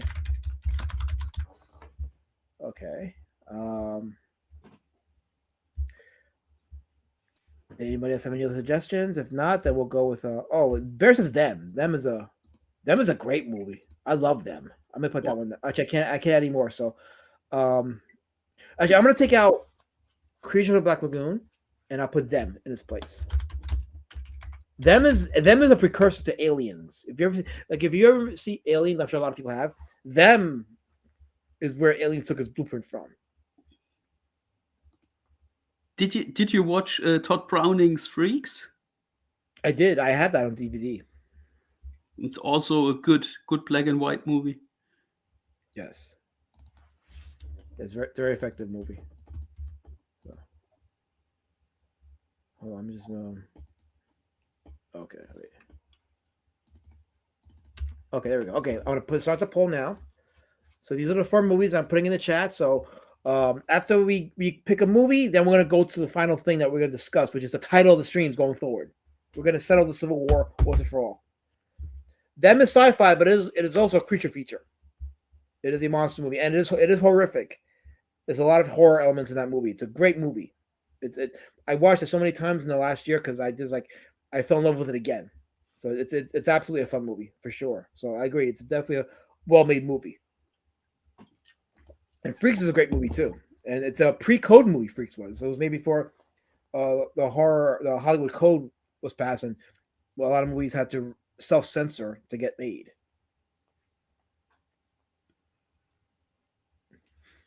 The Man Who Laughs is also a very old movie who is good, but I don't know if it qualifies as a horror movie. It's more a drama. Right. It definitely is more drama. Although that image is a very freaky image. Even for as old as that movie is, it's an incredibly freaky image of him with a smile.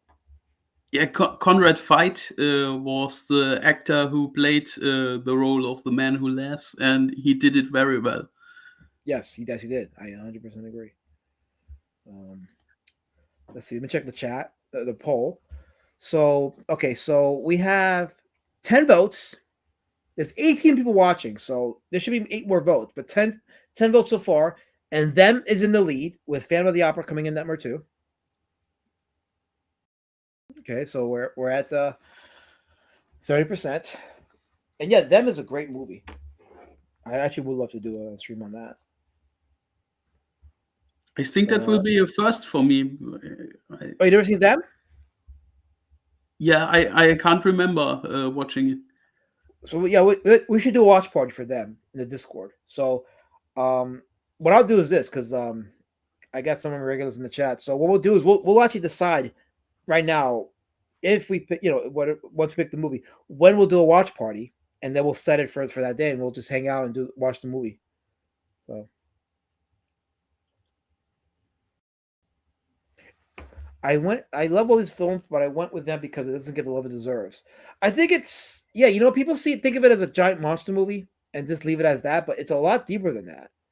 And in the perspective of like atomic age monster movies, it was like the first one, along with Creature from the Black Lagoon.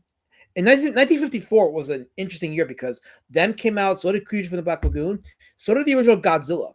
That came out that same year too in Japan. So that was like a big boon of like atomic age monsters, and it began that year. Actually, wait, no, it began the year before with the Rhedosaurus. What was it? Beast from 20,000 Fathoms.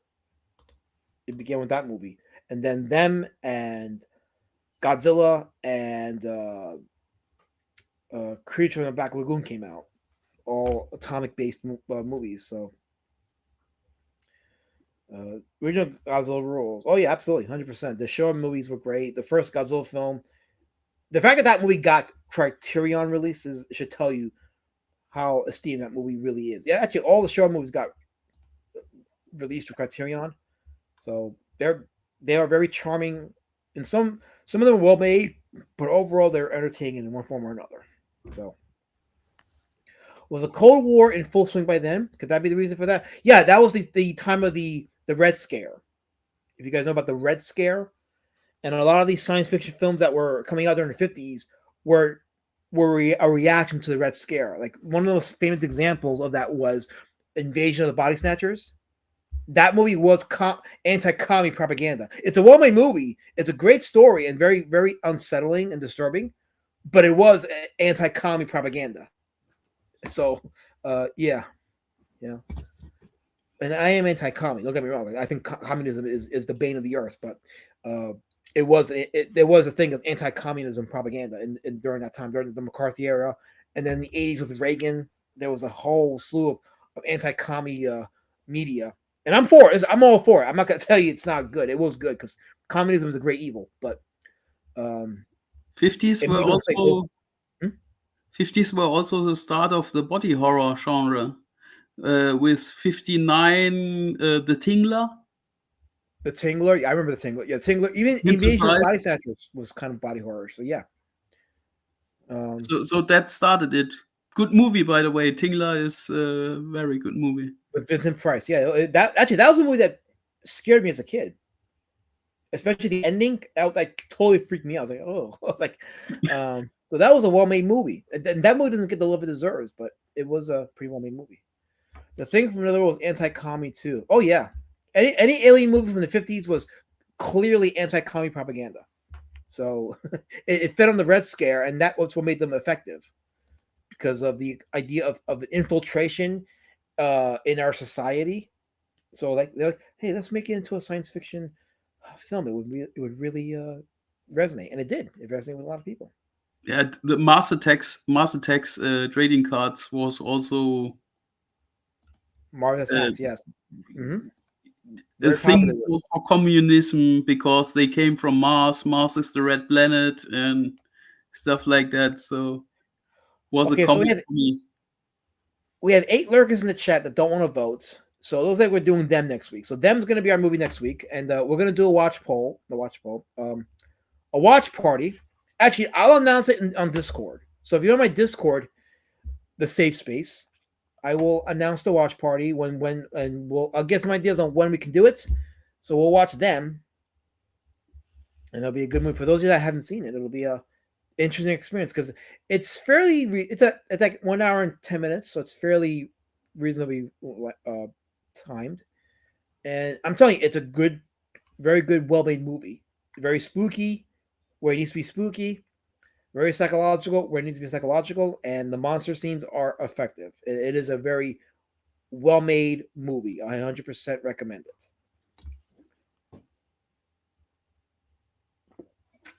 And I own the Blu-ray, so I have with the cover and everything. Okay, it's a well-made movie for sure. So, all right. So with that being said, let's discuss the final thing, which is the name of the streams. Now we're gonna come to fruition. So I'm gonna since you people are such racists and hate anything that I come up with, hate any kind of originality, any kind of ingenuity that I may be the author of, we're gonna stick with your little boring as title streams. But at the very least, I get to choose the list of variations of it. So we're not gonna go with Monster Monday movie moratorium, whatever, because the Monster Monday thing is already being used by somebody else, and you're gonna put me in a culture war with another channel that doesn't deserve to be in the culture war. They're just 2 people that are streaming to 5 people or 2, whatever, and they deserve to be left alone. It's only unavailable now because you didn't use it when you should have. Well, I'm putting my foot down. So here's what I'm gonna do. I'm gonna put some titles, and you guys pick it. So, let me see. Monday Monster Moratorium is one option. Monster Moratorium. Okay, that's one option. Monster Mashup Monday. That's another one. Hold on. Let me put another one. There is also a no bear. We're not doing monstrosities. Alas, Matt. Okay, we're not doing that. Why do you people do that? Like, I'm trying to accommodate you.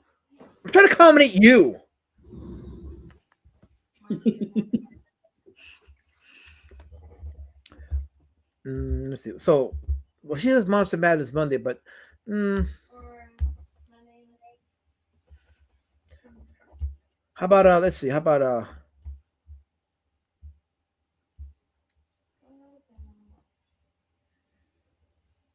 Monsters Mallard Monday? No originality with you people. Okay, I'm gonna go with this. So we got Monday Monster Moratoriums, and Monster Mashup Mondays. No, wait. I like how about Monday? What about Monsters? Wait, Monday Monster Mashups. We'll do that. That sounds better. Monday Monster Mashups. And what was the other one you said? Monster Zone Monday. Yeah. So we'll go with those two titles. So okay, these are the two titles we're gonna go with. Hold on, is it okay? Monster movie. Did you do Monday Monster Mash? Monday Monster Mash. I did Monday Monster Mashups. You could shorten it to that. Monday Monster Mash. Okay, Monday Monster Mash. So there we go. Okay. Mighty Monster Monday. That sounds like a bad name. Okay, so I gotta shorten one of the names because the poll isn't allowing me to put the word. So you guys know what? What about Monster Mania? Wait, hold on. Monster Monday Moratorium. Why is not allowing? Oh, you know what it is? It's I create a poll. Hold on. This is boomer me. Here we go. Okay, let's try this again. Start a poll. Here we go. So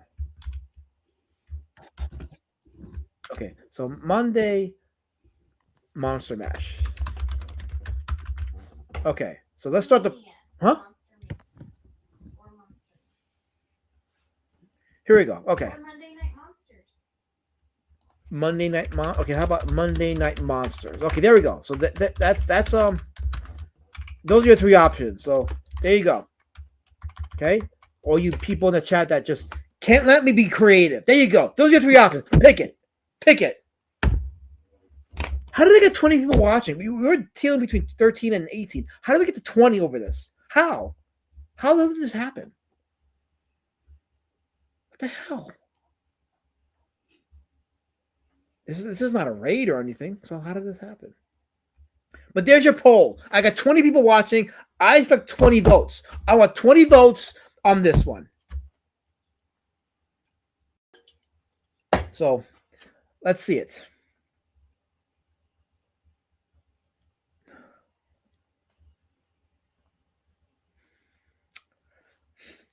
I guess while I was doing that, because Helmet I think is out for the count, I will go ahead and play. I'm here. You left me hanging. With what? I don't know. With the names for our streams? Right, going forward, because they hate the name I gave it because it's an original name. It threatens them. So to preserve the community, I have to change it now. It's a brilliant name that I came up with the heart, but they don't care about my heart. They don't care about my passion project. They don't care that it's it resonates because of my soul. No, they want to go with whatever name they want. So you win. You guys win. There's the poll. Oh, let's see what you got. Let's see what you got. I'm just saying, I reserved the name Muff Muncher Mondays for my upcoming porn review streams with Manho and KSSS. So 12 votes. Okay, we got 12 votes, and the Monday Night Monsters is in the lead. Is that okay with you, KSS? If that one wins, is that okay with you? I want to know if it's okay with KSS. If the winning title is Monday Night Monsters, are you okay with that? I want to hear from KSS before we proceed further, because this is gonna just divide us further if the mighty KSS doesn't appreciate that title. So let's see what he's got to say. Let's see what he's got to say. See, even Wenger passed from the division and the war. He's tired of the fighting. He's tired for the fighting. So let's do it. Well, 2 out of the 3 I gave to you. Yes. So I think KSS will be fine. I don't know. I haven't seen KSS typing in the chat lately. So this is your time, KSS. This is your moment right now. This is your moment. This is it right here. Type it up. Exhausted him with him having to defend him. Here we go. He says, whatever wins, I think we all agree the winner is better than the convoluted dog shit title. That was creative, my friend. That came from my soul, in my heart, through my mouth. I created that title. That means a lot to me. I don't care if you don't like it. That meant a lot to me. That was ingenuity that made that title happen. And I have to say goodbye to it because you bastards don't appreciate genius. So you win. You win. I'm done. You win. Anyway, Oscar AJ says the documentary changed Elasma. He doesn't even read super chats. You only gave me one super chat. I've only had one super chat, and I read it, and I reacted to it. Oh wait, I'm sorry. There's another one right here. See, I missed it because of the harassment that I got from the chat. I apologize, Oscar Sage. So, $2 from Oscar Sage. He says, "Final thoughts." Quack.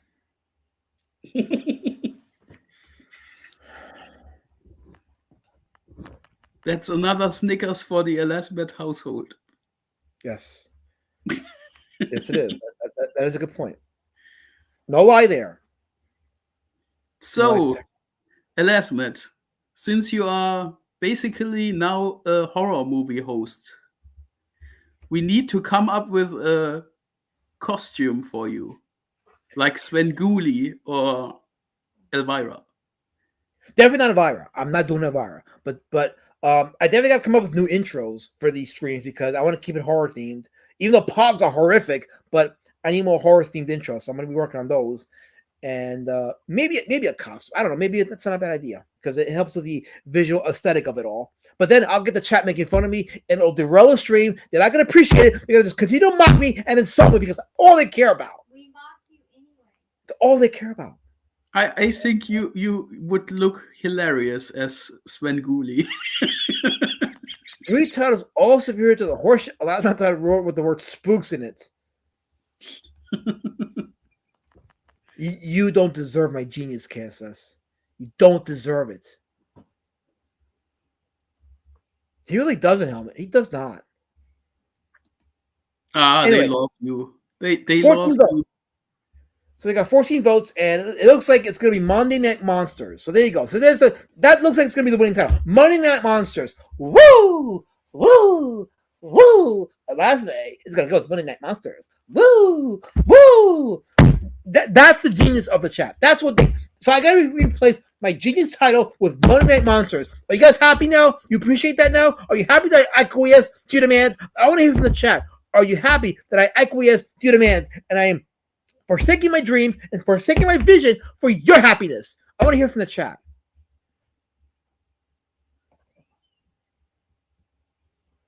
I like Monday Night Monsters. White face makeup and keep those black circles you have around you. I don't have black circles. It's the light that adds the shadow. It's called raccoon eyes. They don't want Communitah. No, they hate the Communitah. They don't want Communitah. They don't want it. They don't want Communitah in the title. They just want Monday Night Monsters, and that's it. And if I add Communitah to it, it's gonna be. I don't want to put my name on there either. Your name's on the channel. That's why I don't need it in the title.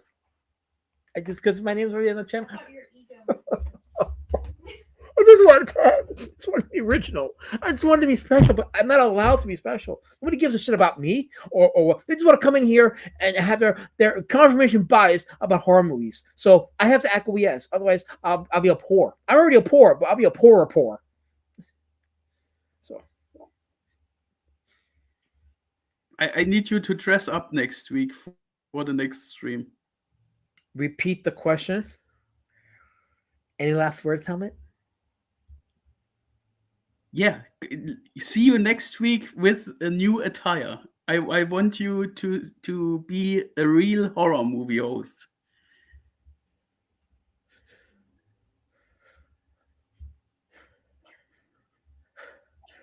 I'm not a prop. I'm a human being with feelings. I matter to people that care about.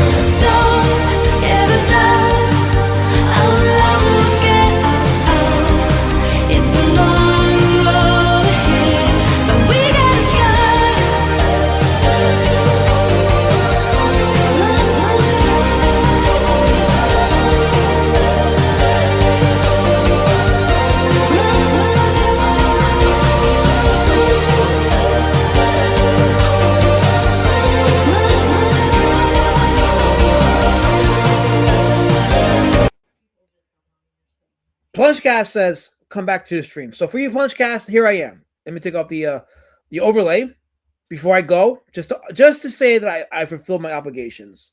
So there you go. So I just took the background off. I should put the overlay. There we go. Okay, so there you go, Plungecast. Here I am. I'm back in the stream for a couple minutes, and I saw Henry Thrune.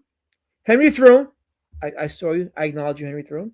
So yes, this is my official get off. But remember, Mondays and Thursdays, 8:00 Eastern time. Remember that. That's my stream time there. So I'll be back this Thursday for Indie Comic Outliers. I haven't picked my artist yet, but I will. So this is my goodbye. So I'll see you guys Thursday, 8:00. And if you haven't already, go to my Discord, the safe space. Let me put it in the chat one more time. The Discord, the safe space is what I call it, because it is a safe space for people like me against people like you, because it is. There it is in the chat, link to the Discord. If you haven't already, check the safe space out, and I will see you this Thursday, 8:00 Eastern time. So leave your harassment at